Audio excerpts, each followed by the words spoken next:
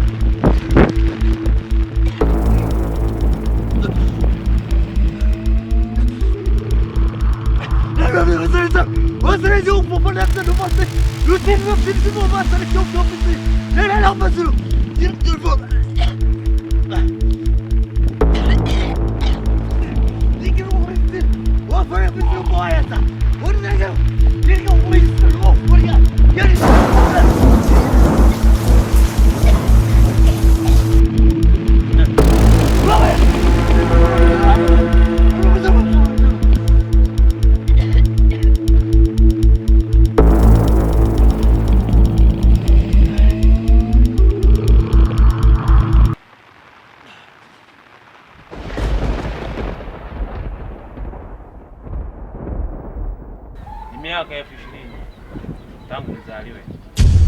Nimekaa kwenye maisha ya huyu mtoto kabla na baada ya kuzaliwa.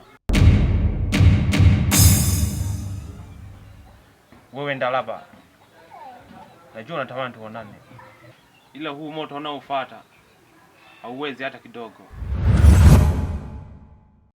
Na kuahidi tutaonana.